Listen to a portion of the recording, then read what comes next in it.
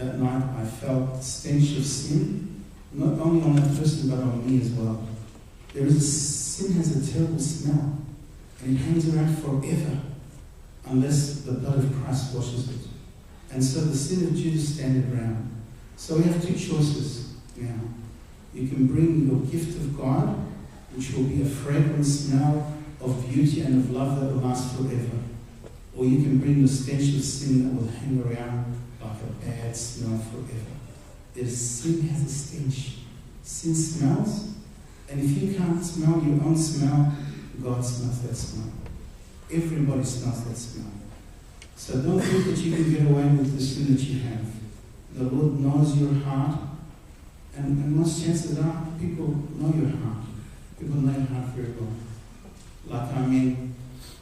It only takes, I was speaking, I'm not sure who I was speaking to, but I was saying, I think it was yesterday when I was saying that sometimes the most incredible lessons you get as a Christian are for non-Christians. So a non-Christian comes up to you and says, is that what a Christian does? It's the biggest slap on the face. It's much harder than a slap a winner will come and admonish you, or a senior servant will admonish you, or a bishop admonishes you. When a non-Christian knows what to do better than you, that's terrible. Are Christians angry? Why do you Christians come late?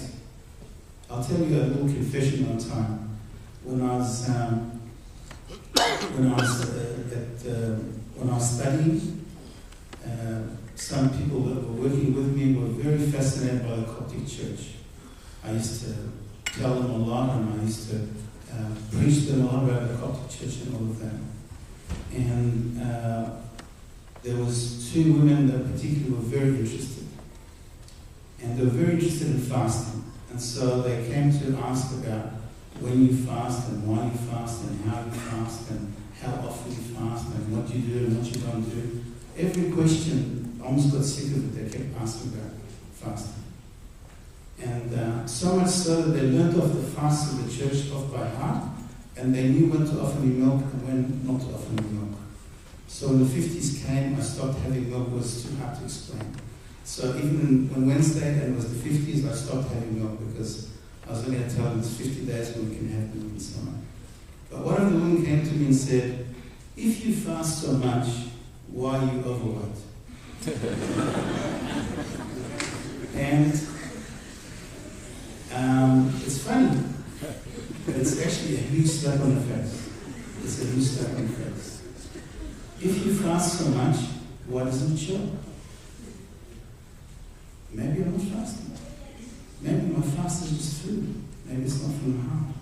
Maybe if I was truly fasting and truly trying to be ascetic like the Lord commanded me to, maybe I would have been better.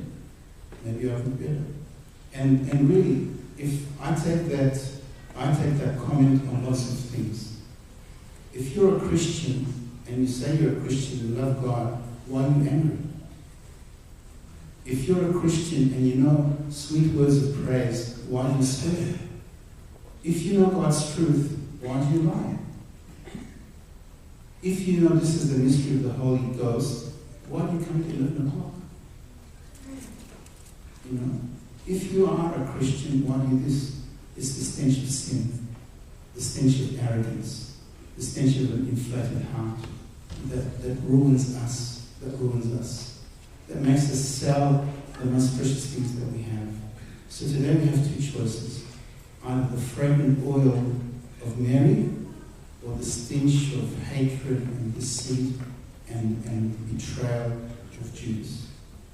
May the Lord give you that you might find the most precious thing in your heart, the most precious thing in your life, and offer it to Christ with a smile, with a sense of, I wish I had more to give you.